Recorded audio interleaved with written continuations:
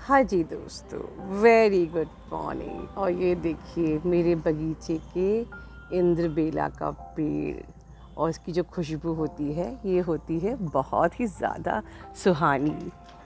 तो इसी सुहानी खुशबू के साथ, और वो देखिए इसी सुहानी खुशबू के साथ चलिए करते हैं हम अपने दिन की शुरुआत। और ये बटरफ्लाई भी आ गई, ओ माय गॉड चलिए, बटरफ्लाई ने हमारे दिन की बहुत ही अच्छी शुरुआत कर दी। चलिए आज हम आज के वीडियो पे, आज के टॉपिक पे बात करते हैं। हाँ जी दोस्तों, तो दिन की तो हमारी बहुत अच्छी शुरुआत हो गई है इंद्रबेला के फूल की खुशबू के साथ, और उसके साथ साथ बटरफ्लाई ने हमारे दिन को बहुत अच्छा बना दिया।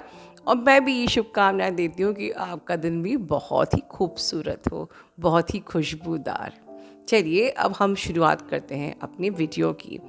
अक्सर ऐसा क्यों एक्सपीरियंस करते हो आप लोग कि आप लोग कंफ्यूज रहते हो कि क्या मैं इस वक्त अपनी फॉल्स ट्विन के साथ डील कर रही हूँ, या मेरा ये रियल ट्विन है या नहीं है। तो आप लोगों को सबसे पहले मेरा जो बहुत आज से 2 इयर्स बैक मैंने एक वीडियो बनाया था टाइप्स ऑफ ट्विन फ्लेम्स, वो आपको देखना चाहिए। और उसको देखने के पहले मेरी इस बात को समझना चाहिए, आपको पूरी क्लैरिटी मिल जाएगी। आई वॉन्ट कि आप जब इस जर्नी पे हो, और इस जर्नी को कंप्लीट करने से पहले हमें पूरी फुल क्लैरिटी होनी चाहिए इस जर्नी की, ठीक है। कभी कभी हम अपने उस बंद पर्सन को बहुत टॉक्सिक, हम अपने एक फेक पर्सन को ट्विन फ्लेम का नाम दे देते हैं, और हम उसको कहते हैं ये बहुत टॉक्सिक है, ये मैनिपुलेटिव है, ये चीटर है, और आजकल एक नया ट्रेंड चला है वो नार्सिसिस्ट है, ठीक है। तो बेसिकली ये आपको समझ में आ चुका है कि एक नार्सिसिस्ट कभी ट्विन फ्लेम नहीं हो सकता, और एक ट्विन फ्लेम कभी नार्सिसिस्ट नहीं हो सकता, ठीक है। तो फिर हम नार्सिसिस्ट के साथ डील करते ही क्यों हैं? देखिए, अगर आप किसी नार्सिसिस्ट के साथ डील कर रहे हो, बिल्कुल कोई इंसान बहुत ज़्यादा टॉक्सिक है तो, और बहुत ज़्यादा मैनिपुलेटिव है, उसको अपना वैलिडेशन चाहिए, तो बिल्कुल हो सकता है कि उसे ये डिसऑर्डर हो नार्सिसिज्म का, बट बिना मेडिकल रिपोर्ट के ये उसको नार्सिसिस्ट कहना भी एक प्रकार से क्राइम है। बट चलिए आप अपने मन में ये मान लीजिए कि वो एक नार्सिसिस्ट है, ठीक है। तो ये इंसान आपकी लाइफ में आया है, तो फिर मेरा रियल ट्विन फ्लेम कहाँ है, क्वेश्चन ये उठता है। तो कोई भी इंसान आपकी लाइफ में तब अट्रैक्ट होता है जब जैसी आपकी एनर्जी होती है। कहते हैं लाइक अट्रैक्ट्स लाइक, ओके। अगर आप एक मैनिपुलेटिव एनर्जी में हो, अगर आप डिस्टॉर्टेड हो, तो डेफिनेटली आप एक नार्सिसिस्ट को ही मैनिफेस्ट करोगे। If you are operating with the low vibration, you will attract the karmic, narcissist, manipulative और toxic। तो जब आपकी एनर्जी आपके रियल ट्विन फ्लेम से अभी मैच ही नहीं कर रही है, तो हाउ इट इज़ पॉसिबल कि आपका रियल ट्विन फ्लेम आ जाए, ठीक है। तो तब तक आपको एक झटका लगता है एक ऐसे इंसान से जो कि टॉक्सिक नार्सिसिस्ट होता है। और फिर जब आप इनर वर्क करते हो और अपनी वाइब्रेशन को बढ़ाते हो, ठीक है, आप एक्चुअली में कभी कभी ऐसा होता है कि आपका जो डीएम होता है वो ऑलरेडी एक अवेकन्ड पर्सन होता है, वो एक डिवाइन मैस्कुलिन होता है, बट आप की एनर्जी उससे रेजोनेट उस वक्त इसलिए नहीं करती, आप आपकी उससे फिजिकल प्लेन पे मीटिंग इसलिए नहीं होती क्योंकि आप अभी डिजर्व ही नहीं करते हो उससे मिलना, क्योंकि अभी आपकी एनर्जी बहुत लो है, आपकी वाइब्रेशन बहुत लो है, अभी आप डिस्टॉर्टेड हो, ठीक है। तो अभी आपकी एनर्जी और उनकी एनर्जी का आमना सामना हो ही नहीं सकता, मतलब फ्रिक्वेंसी मैच ही नहीं करेगी, आपकी फ्रिक्वेंसी वहाँ तक पहुँचेगी ही नहीं, ठीक है। जब आप इनर वर्क करते हो आपको सोल शॉक्स मिलते हैं, आपको बहुत सारे टेस्ट एंड ट्रिगर्स मिलते हैं, आप पूरा अपनी एथरिक वुंड्स, कार्मिक वुंड्स, कोर वुंड्स, ठीक है, रिलीज़ करते हो, अपने पूरे ट्रॉमास को हील करते हो, अपने पूरे शैडोज़ पे काम करते हो, ठीक है, अपना कर्मा रिलीज़ करके अपनी लाइट बॉडी को एक्टिवेट करते हो और एक बहुत ही प्योर सोल में कन्वर्ट होते हो। और ये सब करते करते जब आपकी फ्रिक्वेंसी और आपकी रियल ट्विन फ्लेम की फ्रिक्वेंसी जब मैच करने लगती है, तब उस टाइम पे आपका जो रियल ट्विन फ्लेम है आपके सामने आता है और ऑल ऑफ सडन जो ये जिसको आप टॉक्सिक नार्सिसिस्ट बोल रहे हो, बिल्कुल सूखे पीले पत्ते की तरह एक पेड़ से झड़ जाता है और आपको पता भी नहीं चलता। इस बारे में हम लोग पहले भी बात कर चुके हैं कई वीडियोज़ में कि जब कोई रिलेशन आपकी ज़िंदगी से जाने का टाइम आ गया है तो बिल्कुल पेन फ्री होता है वो, जैसे एक पीला सूखा पत्ता पेड़ को छोड़ के अलग हो जाता है और आपके रियल ट्विन फ्लेम से आपकी मुलाकात होती है क्योंकि अब आप उसकी फ्रिक्वेंसी से मैच कर रहे हो, ठीक है ना। तो ये फ्रिक्वेंसी का मैच होना इज़ द मेन सीक्रेट कि आपका रियल ट्विन फ्लेम तब तक आपकी लाइफ में नहीं आएगा अगर वो divine already awaken divine masculine है। क्योंकि टाइप्स ऑफ ट्विन फ्लेम में मैंने बताया है कि कभी कभी ऐसा होता है कि या तो आप दोनों डिस्टॉर्टेड हो और आप एक ही एनर्जी में हो, अट्रैक्ट हुए, सेपरेशन हुआ और जर्नी शुरू हो गई, ठीक है। अब इनर वर्क करना है। अगर आपकी मैस्कुलिन ऑलरेडी डिवाइन मैस्कुलिन है, ऑलरेडी अवेकन पर्सन है, तो वो आप उनका तब तक नहीं पहुंचोगे जब तक कि आप उनके लेवल की, उनकी फ्रिक्वेंसी मैच के नहीं होंगे।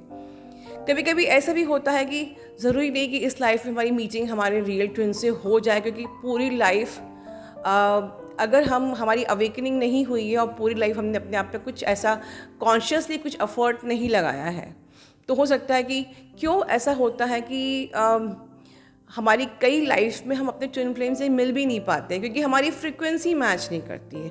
जिस लाइफ में हमारी फ्रिक्वेंसी मैच कर जाती है, ठीक है, उस लाइफ में हमारा यूनियन हो जाता है और हम लोग मोक्ष को प्राप्त करते हैं। तो आई थिंक ये जो डाउट है आपको समझ में आ गया है, ठीक है, कि अगर आप अपने ट्विन फ्लेम से मिल चुके हो, ठीक है, और वो डिस्टॉर्टेड थे तो आप भी डिस्टॉर्टेड रहे होगे, वो नार्सिसिस्ट थे तो आप भी नार्सिसिस्ट ट्रेड्स कैरी करते होगे। अगर वो मैनिपुलेटिव थे, डोमिनेट थे, तो आप भी कहीं ना कहीं मैनिपुलेटिव रहे होगे।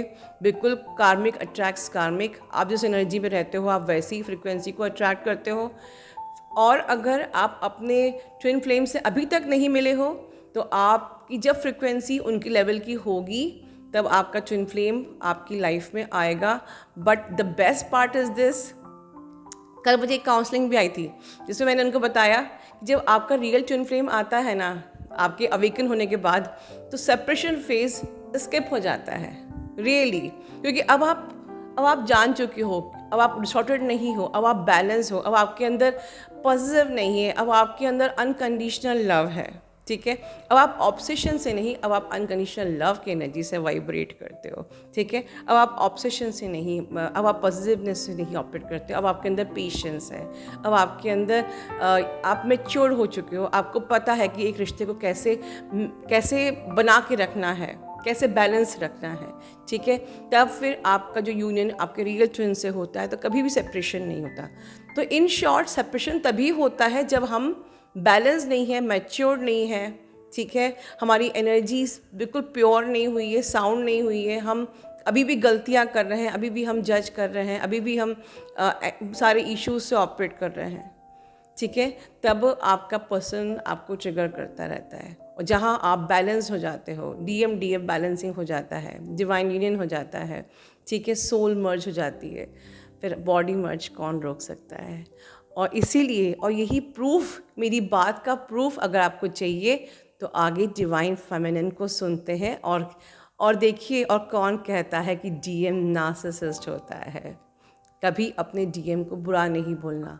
You are really creating karma, because हर रिश्ता, अगर आप डिवाइनली गाइडेड इस जर्नी में हो, ये जर्नी है और ये डिवाइनली गाइडेड है, ये ट्विन फ्लेम जर्नी है, बहुत ही हाई लेवल की आपकी ये जर्नी है, स्पिरिचुअल जर्नी है। तो जो बंदा आया है वो डिवाइनली गाइडेड आया है और इस जर्नी पे हर सेकंड, हर एवरी मोमेंट डिवाइनली गाइडेड ही है। तो अपने पर्सन को जज करना, नार्सिसिस्ट बोलना, कर्स करना, उसको ब्लेम करना, ये एक कर्मा है, ठीक है ना। हमें सिर्फ अपनी प्योरिटी पे फोकस करना है, बाकी सब डिवाइनली गाइडेड, ठीक है। अपना ध्यान रखिए और डिवाइन फेमिनिन को सुनिए, समझिए और जो उन्होंने टिप्स दिए हैं उनको फॉलो कीजिए और ढेर सारी ब्लेसिंग्स दीजिए। अपना ध्यान रखिए। Hello angel ma'am, hello my dear soul family. आज मैं आपके साथ अपनी जर्नी के 2.5 साल का एक्सपीरियंस शेयर कर रही हूँ। अवेकनिंग के दौरान मैं अपनी जर्नी में डीएम को लेकर बहुत स्ट्रिक्ट रही हूँ। मैंने खुद से अपने डीएम को कभी फ़ोन नहीं किया, कोई मैसेज नहीं किया, कोई स्टेटस नहीं लगाया, कभी भी अपने डीएम को मैनिफेस्ट नहीं किया। यहाँ तक कि मैंने अपने डीएम को अवेकनिंग के दौरान बर्थडे विश तक नहीं किया। और इसी साल अप्रैल में मैंने उनको इवनिंग में बर्थडे विश किया, क्योंकि मैं अपने डीएम का बर्थडे भूल गई थी। ऐसा नहीं है कि मैं अपने डीएम को प्यार नहीं करती, पर मैं उन्हें अपने माइंड में नहीं रखती, वो मेरे हार्ट में है। जिस तरह मैम ने हमें सिखाया है, मैं उन्हें 5D में डेली लव सेंड करती हूँ और फिर लेट गो। मैं अपनी डीपी भी कभी नहीं लगाती हूँ। मैं कम्प्लीटली अटैचमेंट में हूँ, क्योंकि मैंने खुद को और अपने डीएम को अपने परमपिता परमेश्वर के हाथों में सौंप चुकी हूँ। मैं ईश्वर की और मैम की गाइडेंस को ब्लाइंडली फॉलो करती हूँ।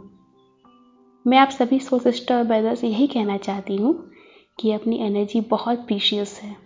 जब हम अटैचमेंट में रहते हैं, अपनी एनर्जी उन्हें नहीं देते हैं, तभी उनको हमारा एहसास होता है। कुछ दिन पहले मेरे डीएम ने मैसेज किया कि वह मुझसे बात करना चाहते हैं। हमारी बात हुई, उसमें उन्होंने कन्फेस किया कि जैसे मैम की चैनलिंग थी कि डीएम के चारों खाने चित हैं, तो वो चैनलिंग पूरी तरह से मुझसे रेजोनेट करती है। मैम की चैनलिंग हमेशा 1000% ट्रू रहती है। जो मैम के शब्द थे वो मेरे डीएम के भी शब्द थे। मैं बस यही कहना चाहती हूँ कि हमारी जो न्यू अवेकनिंग की सोल सिस्टर है, वो भी खुद को और अपने ट्विन को ईश्वर को सरेंडर कर दे और मैम की गाइडेंस पर आँख मूंद कर फॉलो करें। हम बहुत लकी हैं कि हमें मैम की गाइडेंस मिल रही है। उनकी गाइडेंस को फॉलो कीजिए। मैम के जितने भी गाइडेड मेडिटेशन हैं उनको करिए। मैम के इनर वर्क को करिए। रियल में मैम का दिया हुआ इनर वर्क हमारे लिए ऑक्सीजन है। मैं अपने परम पिता परमेश्वर का धन्यवाद करती हूँ कि उन्होंने हमारी लाइफ में अपनी इतनी प्यारी एंजल्स को हमारे पास भेजा है हमें गाइड करने के लिए, जो हमारा हाथ थामे हुए हैं, हमें कदम कदम पर गाइड कर रही हैं, हमें प्रोटेक्ट कर रही हैं, अपना हाथ हमारे सर पर रखे हुए हैं, हर रोज़ हमें अपनी ब्लेसिंग्स देती हैं। थैंक यू एंजल मैम, मुझे ये शेयरिंग करने के लिए। Thank you so much ma'am. Thank you my soul family. Thank you so much. God bless.